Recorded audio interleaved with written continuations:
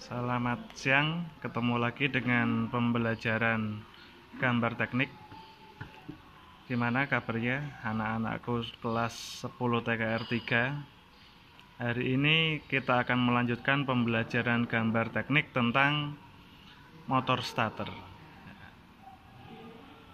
Saya ingatkan kembali untuk anak-anak yang belum menyelesaikan tugas membuat gambar, silakan dibuat gambarnya, diselesaikan dan dikumpulkan. Selanjutnya saya akan menjelaskan motor starter yang ada di pasaran. Untuk motor starter secara umum jenisnya ada 3 jenis yang sering dipakai. Yang pertama ini adalah motor starter jenis konvensional. Digunakan biasanya untuk kendaraan-kendaraan tipe seperti Avanza, Xenia, atau kendaraan-kendaraan SUV, kendaraan-kendaraan MPV itu pakainya yang konvensional. Sedangkan yang tengah, yang kedua ini adalah motor starter tipe planetari. Tipe planetari ini kalau kita lihat lebih jelas lagi, biasanya dipakai untuk kendaraan-kendaraan sedan. Alasannya kenapa sedan menggunakan tipe yang ini? Karena tipe ini tidak butuh listrik yang besar. Hanya dengan kapasitas listrik yang kecil sudah dapat digunakan untuk menyalakan motor starter. Sedangkan tipe yang terakhir, yang ketiga ini adalah motor starter jenis reduksi. Pada motor starter jenis reduksi ini biasanya digunakan untuk kendaraan-kendaraan berat atau kendaraan-kendaraan yang menggunakan sistem bahan bakar diesel atau yang menggunakan solar. Karena pada dasarnya kendaraan yang menggunakan bahan bakar solar atau kita sebut dengan diesel, dia tidak butuh kecepatan yang besar atau kecepatan yang tinggi untuk menyalakan mesin. Tetapi yang dibutuhkan adalah daya yang besar. Sehingga motor starter ini bisa digunakan untuk memutarkan flywheel. Sedangkan untuk alat sendiri, sebetulnya tidak banyak alat yang digunakan untuk membongkar motor starter. Hanya kita butuh 3 kunci, yaitu kunci T8, T10 dan T12. Berikutnya saya akan perlihatkan komponen-komponen dari motor starter yang sudah terbongkar. Ini adalah komponen-komponen dari motor starter yang sudah dibongkar. Bisa kita lihat komponen-komponennya. Sebetulnya tidak banyak komponen yang ada di sini ya. Komponen yang pertama ini. Ini lapisan luar ini disebut dengan pulkur. Fungsinya adalah tempat atau dudukan dari ini adalah yok ya. Yok, ini adalah yok sebagai dudukan dari pulkur. Sedangkan pulkur sendiri itu ini ada 4 besi di sini. Pulkur tugasnya adalah untuk memperkuat medan magnet dan menyangga field coil. Berikutnya yang di dalam ini, di sini ada lihat ada 1, 2, 3, ada 4 kumparan. Kumparan ini adalah field coil, berfungsi untuk membangkitkan medan magnet. Atau field coil sendiri ini sering disebut juga dengan kumparan medan. Sedangkan komponen yang berikutnya ini adalah armatur dan shaft. Tugasnya adalah untuk merubah energi listrik nanti menjadi energi mekanis dalam bentuk gerak putar. Sedangkan komponennya sendiri dari armatur ini, mulai dari yang ini namanya adalah komutator. Dengan adanya komutator ini nanti memungkinkan armatur coil yang bentuknya seperti ini nanti akan bergerak dapat dialiri oleh arus listrik. Karena adanya mekanisme dari komutator. Berikutnya ini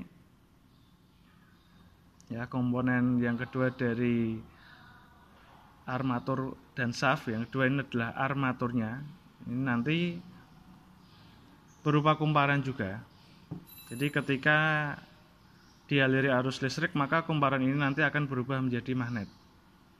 Berikutnya di sini ada starter clutch. Starter clutch ini berfungsi untuk memungkinkan supaya motor starter ini tidak diputarkan balik oleh si flywheel atau si mesin ketika mesin ini sudah hidup. Nah, berikutnya ini di sini ada gear. Ini disebut dengan pinion gear. Pinion gear, nah ini nanti adalah komponen yang akan memutarkan flywheel sehingga mesin dapat berputar. Nah, komponen berikutnya ini kita lihat seperti ini bentuknya. Nah, kira-kira apa ini nama komponen ini? Ada yang tahu? Ada yang tahu apakah komponen ini? Nah, komponen ini adalah starter clutch. Oh, starter clutch, salah ya.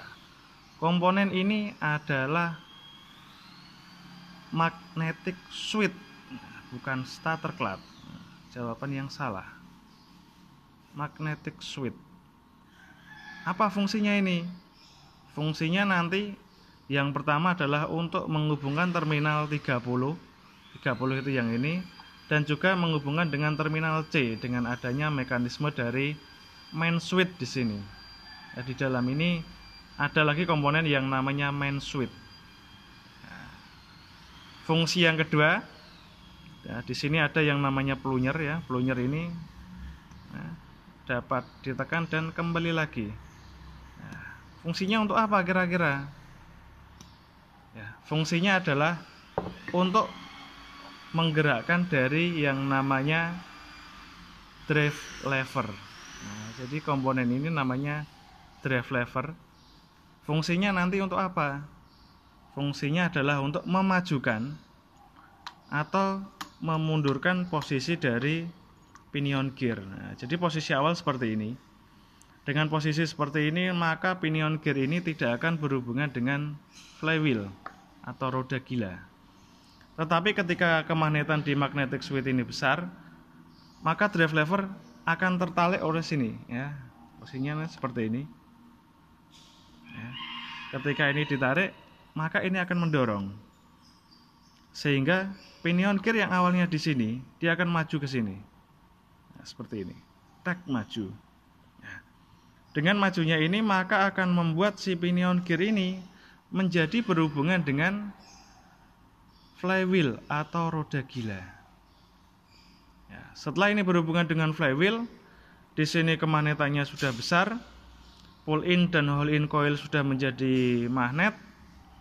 Ini sudah tertarik, 30 dan C sudah berhubungan, maka motor starter saat ini akan dialiri oleh arus yang sangat besar. Ya, besarnya arus ini akan membuat kemagnetan di sini besar dan kemagnetan di kumparan medan ini juga besar. Besarnya kemagnetan itu akan membuat motor starter bisa berputar dengan cepat sehingga bisa memutarkan flywheel.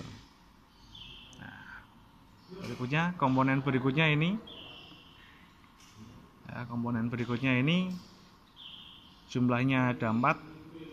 Komponen ini disebut dengan brush, atau kalau di bengkel-bengkel umum biasanya disebut dengan istilah cool booster. Ya, cool booster. Fungsinya apa? Fungsinya ada 2. Yang pertama, dengan adanya mekanisme ini, karena 2 nanti dapat listrik positif, 2 dapat listrik negatif, maka akan mempunyai 2 kutub magnet yang berbeda. Ya, satu akan membentuk kutub utara dan yang satunya lagi akan membentuk kutub selatan. Kita harus ingat sifat dari magnet. Kalau kedua kutub yang sejenis didekatkan, maka akan terjadi gaya. Ya, 2 yang sama didekatkan, maka akan tolak menolak. Sedangkan kalau ada 2 kutub yang berlawanan jenis didekatkan, satu kutub utara, satu kutub selatan didekatkan, maka akan terjadi gaya tarik menarik. Ya, dengan adanya gaya tarik menarik dan tolak menolak ini nanti akan membuat motor starter ini bisa berputar, sehingga bisa merubah yang energi listrik menjadi energi mekanis dalam bentuk gerak putar. Nah, ini secara umum komponen-komponen dari motor starter. Nah, terus yang 2 ini bagaimana? Sama enggak? Kira-kira apa bedanya ini? Nah, untuk yang tipe planetari. Ya, yang tipe planetari nanti armaturnya tidak sebesar ini. Ya, mungkin panjangnya hanya segini, hanya setengahnya atau seperempatnya ukurannya. Sehingga memungkinkan motor starter ini hanya butuh listrik yang tidak terlalu besar.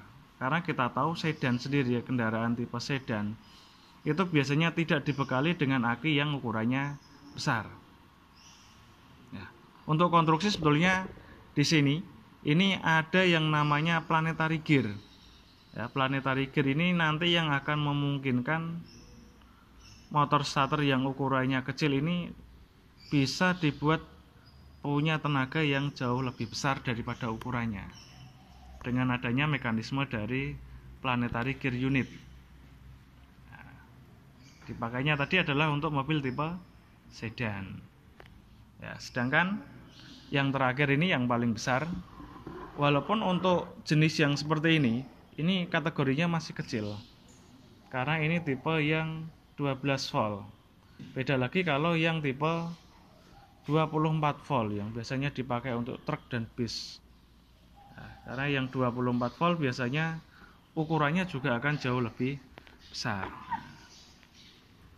Kenapa bis kok pakai yang seperti ini? Karena motor starter yang tipe reduksi ini ya punya kumparan yang jauh lebih besar. Jadi armaturnya kalau ini hanya segini, yang ini segini besarnya ini adalah armaturnya, nanti ada di dalam sini kumparannya ya.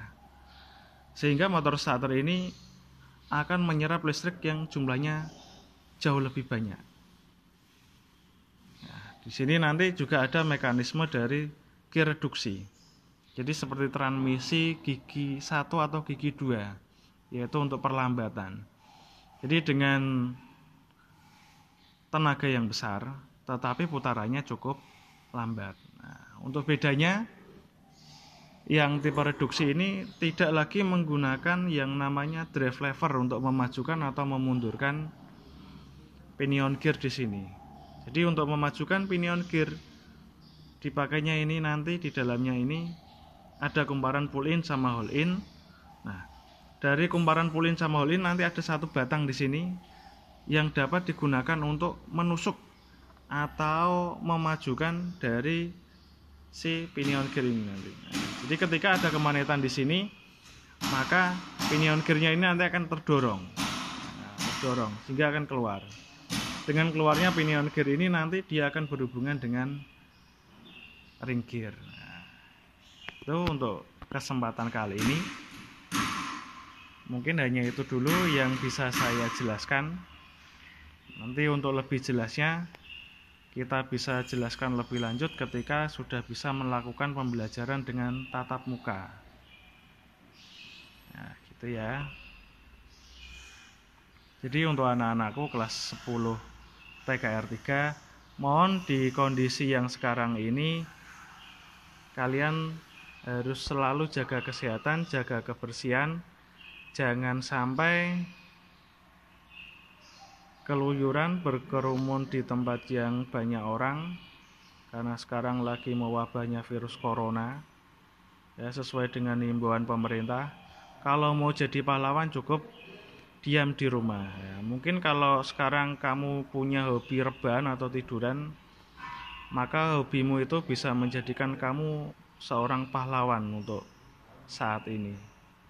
Oke, saya cukupkan sekian. Jangan lupa setelah dilihat ya, di follow dan juga di subscribe. Oke ya, jangan lupa like nya. Terima kasih.